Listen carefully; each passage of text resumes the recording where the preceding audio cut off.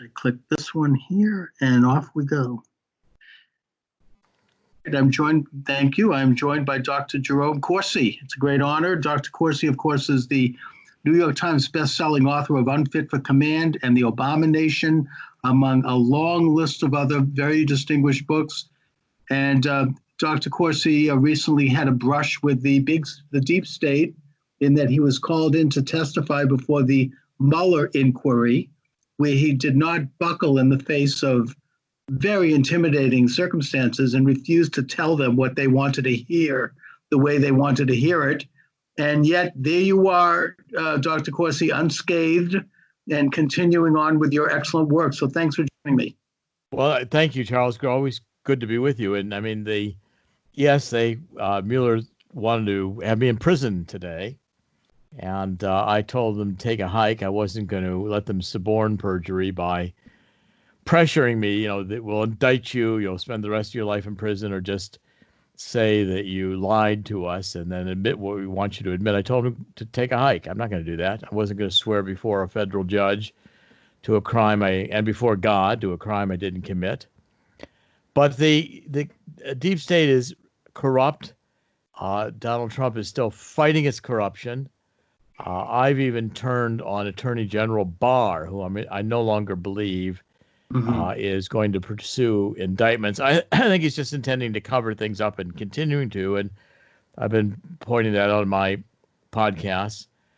We intend to expose that, and doing everything I can. And CorsiNation.com, my website's been revamped, and we've also launched this TeleMD program where you can get a telephone conference with a licensed physician, licensed in your state, and who is willing, if you need it, to prescribe the hydroxychloroquine and zinc protocol that Dr. Zelenko has designed to combat COVID-19, the virus. But even if you're in a state where the pharmacies won't write a prescription for the doctor writes to use hydroxychloroquine to combat COVID, you can use the CorsiNation.com TeleMD, and we have a pharmacy that is in a state, serves a national population, but in a state where they can deliver to you in your state, even if the state pharmacy does not fulfill the prescription, they can write for you the prescription and express it to you, hopefully within 24 hours. And it seems to be working. We've done the first couple hundred cases we're in the process of doing now, and I'm going to seek to expand it over the weekend with a live streaming marathon on Saturday and Sunday. Everybody should come join us on YouTube.com and other platforms. And the hydroxychloroquine is working. It is effective. It is safe relatively. It's been around since the 1950s. It's been prescribed. They say the people who are getting the prescription for lupus, virtually none of them have gotten COVID-19. It can be used as a preventative and as a treatment during the disease. And yet the establishment wants to discredit hydroxychloroquine in any way they can. Why is that? Well, first of all, I want to make sure we're very precise in how we describe the medication and its efficacy. First of all, it has been around since 1945, hydroxychloroquine and its companion drug, which is chloroquine. A little stronger, maybe even has more effectiveness, but it's a little harder on the system. The primary use was malaria, and then it has also been a FDA treatment for lupus and rheumatoid arthritis. Now, doctors are free to prescribe what they call off-label. In other words, a drug that is FDA approved, but maybe for other diseases specified for those treatments. So you come across now COVID-19, and there is a lot of anecdotal evidence that it does work. And I've got family anecdotal evidence of my own family that it really seems to work. And I qualify so that you're allowed to do the off-brand, this off-label. In other words, and usually the FDA and drug companies are happy because a physician might find another total treatment a drug is effective in. But in this case, the medical establishment wants to force everybody to wait for a very expensive vaccine. And, that's where all the patents are and all the money gets paid. Right. This is just like a $20 or whatever prescription, really not very much in terms of the cost of hydroxychloroquine. It's a generic drug. At any rate, if you go to CDC, the website, the Centers for Disease Control, and look up the coronavirus, it's mentioned as a treatment, but of course they warn you that there's all these side effects. We're not offering in CorsiNation.com and this TeleMD. It's not a drug program. You can't just use the program and you get the drug. You got to go through a physician. Oh yeah, I mean it's a prescription drug, and it does have side effects like any prescription drug. If you take a high blood pressure drug, it has side effects. So it has to be done under the advice of a doctor. Let's be very clear about that. You don't just go out and take this thing on the street. It is a serious drug. And however, I also it has. Yeah. I want to add that also the protocol that's been specified by Dr. Zelenko that we're using is a relatively small dose.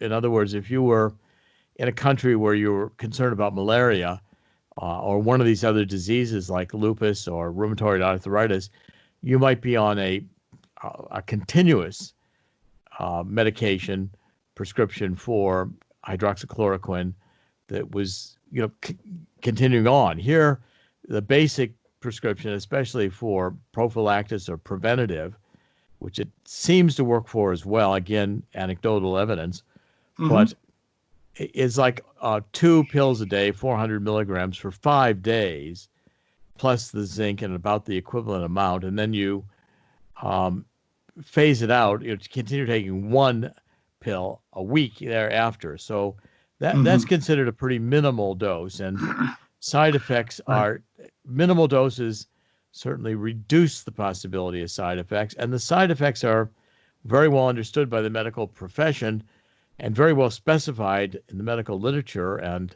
the various advices in medical handbooks and like on how this drug should be prescribed, because there's such great experience using it that for instance, they say the heart, where you're going to have a heart attack. Well, yes, if you have what they call this PT interval, which is an arrhythmia problem with the heart, you probably better be concerned about that, and you better disclose it to your doctor, and you better get advice. But even the doctors will tell you if you've got a stent or it's a blockage issue with the heart, that's not as likely to be a problem for hydroxychloroquine. And I'm not a medical doctor. I'm just telling you what the doctors have told me, and that is that the side effects have to be taken seriously. They are there, and they are understood. And if you disclose fully to a doctor, you'll get competent medical advice as to whether hydroxychloroquine for COVID-19 is right for you. And that's what we're designed to deliver. Right. I also understand, and again, I'm only going on reporting. I'm not a doctor by any means, but the test done in Brazil, which resulted in some heart issues, that was done with pure chloroquine and with very high doses. We're talking here about a very light dose of hydroxychloroquine mixed with zinc. So, it needs to be put into context. Now, I think you touched upon something here, Dr. Corsi, that might get to the motivation of the establishment's concerted effort to discredit hydroxychloroquine, and that is because it's cheap. It's $20 for a 1-month supply. It's not. This isn't going to be. Drug companies aren't going to see their stock go way up on this one. And it's generic. I mean, it can be made by virtually anybody who wants to formulate the drug. Even pharmacies who are allowed to formulate medications by the FDA appear to have the ability to fabricate hydroxychloroquine. And so therefore, you begin to ask yourself, well, if the drug companies are putting all these millions and millions of dollars into vaccines and they're expecting to make billions and billions in return, and along comes this $20 drug, no wonder Fauci is saying, well, you better beware because it's not a FDA specified treatment for COVID-19. Well, what Fauci doesn't tell you is that no drug is a recommended FDA specified treatment for COVID-19, because that requires a clinical test, and that takes time. Now, if you go to clinicaltrials.gov and you search for hydroxychloroquine and and coronavirus, you'll find, I think there's something like 66 tests up there that are listed, and those are the ones that are FDA approved. And if you want to see what the studies are that are going to be looked at as authoritative, that's the source, clinicaltrials.gov, to go look at. Right. And I think maybe this is also anecdotal, but right now, the state of New York is using it quite heavily in all of their hospitals to treat COVID-19. And there has been a drop in cases. Now, again, I'm not a doctor. I don't know if there's a correlation there. My understanding also is that chloroquine occurs naturally in quinine water, which is marketed as tonic water. Now, again, I don't know if that means run out and get it, but it's not. It's something that is a relatively available substance that exists in nature. Yeah, I recommend everybody consult with their doctor about hydroxychloroquine, and we created this program so that you can have access to hydroxychloroquine through a licensed physician in your state, even in states where the pharmacies have been prohibited by the pharmaceutical boards from fulfilling prescriptions of hydroxychloroquine for COVID-19. And it can be delivered to you in your home, which has the additional advantage in quarantine that you don't have to go anywhere to get the drug. And if it's prescribed for you and you work with the pharmacy, it'll be delivered to you. You pay for the medication. You pay $60 for the call and the consultation with the physician. Then pharmacy contacts you. You pay for the medication. You've got insurance that's considered and weighed in. And you pay for the delivery, which is expedited delivery. Hopefully you get the medication the next day. And we're working to make sure this works. I mean, some people find it hard to use the telephone. There's all kinds of glitches when you try to develop a program. But we're our partner who delivers the medical service, CorsiNation.com, doesn't take any of the medical information. Mm-hmm. It's speakwithanmd.com, and this is their business. And I'm confident we will work out all the practical problems and be able to deliver the service. First week or so, we're doing pretty well. Good. I mean, it's something that there's a clamor for it all over the world right now. And again, this is a serious medicine. It needs to be handled professionally by doctors with a prescription. Nobody run out and take this thing. This isn't, some kind of a, light over-the-counter drug.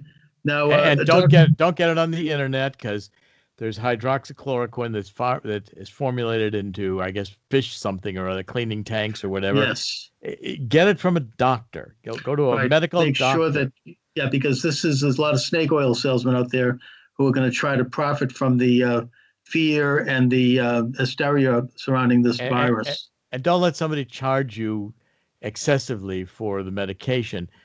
A responsible, licensed pharmacy and a licensed doctor will provide you access, as we're doing, to get hydroxychloroquine if needed at a reasonable market price, and no upcharges, no gouging, reasonable market price. This is designed to be a completely legitimate, straightforward service within the laws of the medical profession. Okay. I just want to briefly, in the brief time we have, go back to the topic of what happened with you in the Mueller inquiry. We know that, for example, what happened with Roger Stone is that he was arrested by 28 ninja-clad policemen who showed up with CNN filming on the front lawn. They broke his door down. This is a 78-year-old man. I mean, it's at home at night, and they pulled him out of his bed. Now, people out there were conditioned by the media, I think, to think there was something good about this, because after all, they know that Trump is evil and he was a friend of Trump. I think that the problem, which is as horrifying as that is that and my fear is that under this COVID fear, this is becoming more commonplace now. People are being, taken in for appearing in public without the right mask and that kind of thing. Do you have any research on that right now, Dr. Corsi? Well, again, I'm picking up the stories as you are, Charles. I mean, I think there was one yesterday of some woman who took her children to a playground and the police arrested her in front of her children. I mean, come on. or a pastor. We interviewed at Corsi Nation yesterday a pastor who was actually charged with a misdemeanor because the police thought that the parishioners weren't properly social distanced from one another, and they didn't really want the people getting together in the church. I mean, it's the first time in my life I've seen the government prohibit people from attending either Passover services in a synagogue or Easter services in a church. I mean, I think there's some very serious issues here of government power, authoritarianism, excessive use of force by law enforcement. And I have very strong support for law enforcement. But I think, again, I watched Governor Cuomo in New York and in New Jersey, this Governor Murphy, Democrats, and they seemed happy to keep everybody locked down forever. Yeah, and they're criticizing Governor Kemp of Georgia for even beginning to gradually and very responsibly open things up. And, I thought that the states, according to Franklin Roosevelt, was supposed to be the laboratories of democracy. They're supposed to assert their local and regional authority. I applaud Donald Trump for the wisdom to leave these decisions up to the state governors. And yes, not only because of the respect for the system of federalism, where the states should be more of a primary source of sovereignty. The individual, we the people, are the original sovereign. And in the original formulation of the Constitution, as the Articles of Confederation and the like, the states were considered to be the primary sovereign entity, and the federal government subsidiary to the states only for limited duties. I think we forget that today. And Donald Trump also achieved that people like in New Jersey, if New Jersey is slow to open with the economic importance of New York City and New Jersey itself outside of New York City, I think people are going to be extremely hard pressed. Donald Trump also has a point that the economic consequences and personal psychological consequences of the lockdown could end up being worse than the disease. That's right, exactly. And a lot of it is the idea of fostering confidence in getting back out as slowly and carefully, but yet doing what we can within reason. And we see that the very left governors, the so-called blue states, some of them like in Michigan, how they are showing their true colors and their overreaction to this thing by you can't go out and mow your lawn. You can't go out and see your neighbor even across the street. And other things. When you go to a grocery store, you can't buy garden seeds. You can buy booze and lottery tickets, but you can't buy certain farming equipment, maybe to grow a garden in your yard. I mean, it shows the fiat power that's being exercised by people who are, again, showing their true colors. And I hope that enough Americans are aware of that, especially younger Americans who may not have the right background in constitutional rights and natural rights and who have been already indoctrinated. I hope that they're not getting used to this idea that there's some virtue in that kind of authoritarian, male-fisted approach. Well, even many of the epidemiologists that I've been interviewing a lot of doctors with CorsiNation.com to really get an understanding. But they're questioning whether the quarantine really was necessary for this virus, and because it doesn't seem to be a particularly potent virus. Most people, especially younger who get it, may not even know they have it, or may only feel slight symptoms. At any rate, right. I'm not sure that the nature of viruses that we don't all get exposed anyway. I mean, we're all exposed, I think, to polio over time. We're all exposed to measles, mumps, etc. And it's why, we do consider the vaccines in these diseases to be effective, and pretty much the idea everyone should get a polio vaccination. I don't believe in government mandatory vaccinations. Right, of course. And I've really been very critical of the whole vaccination, the rush to vaccinations, because of the profit motive involved. And I look at Bill Gates, who also seems to think the world would be better off with about 1/3 of the people gone, or 2/3, or whatever one number he wants gone. They never want themselves gone. Of course. But at any Yeah, I rate, mean, there is a very dark and sinister population control element to this. I would say we should watch Sweden because apparently the Swedes are allowing no business as usual, but they're sheltering people who are either, over a certain age or who have pre-existing conditions, which to me seems to make a lot of sense. The rest of the population could self-immunize or build up natural immunity to something and maybe have some mild sickness. Maybe some people might get very sick, which is treatment. And if you have hydroxychloroquine or other drugs on the market, you can. There are medicines that can help it, like any other virus. Well, I think I've also gone back and read historically about epidemics and epidemiology. I mean, we've had epidemics since human beings have been on the face of the earth, and we actually have quite a large number of viruses in our systems, which people aren't aware of and are just there, resident in our systems. But the point is this, that I think ultimately viruses have a curve, and they come, they accelerate, and then Fauci does a model, looks like, 2 million people are going to die. Well, that model is just a scare model. Yeah. It's horrifying. They peak and they go away. Even if you read Thucydides and the Peloponnesian War and the plague that hit Athens in 400 BC, they had no understanding of viruses. They had no antiseptics. They had no antibiotics. And the plague did kill a lot of people, but it didn't kill everybody. And it came and went. And what we're seeing now in the studies that are going on in coronavirus, it appears to have about an 8-week cycle in which it peaks and dies out.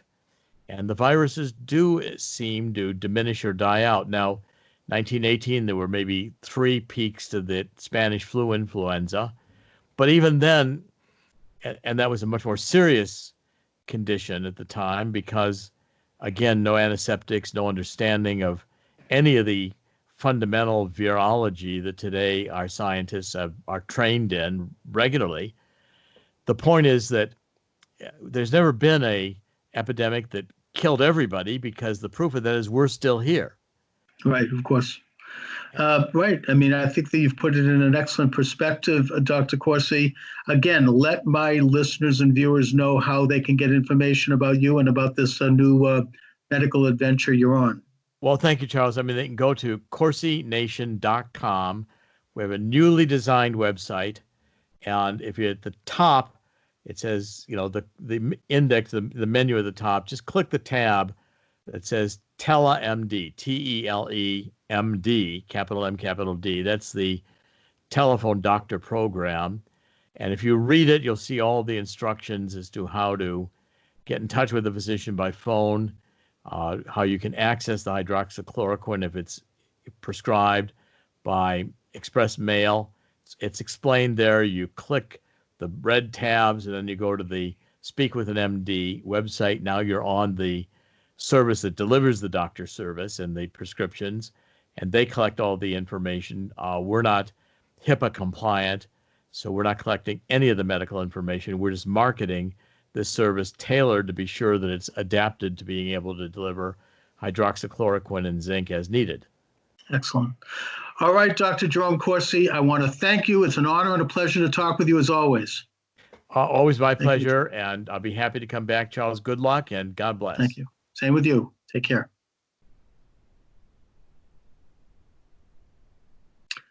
All right, I'll send you a link to YouTube once it's up, Dr. Corsi. Thank you. Thank you. I'm sorry it took us a while to get it together. Not at all. I think it worked. Thanks for your patience. Thank you. Take care. Okay, bye-bye. Bye-bye.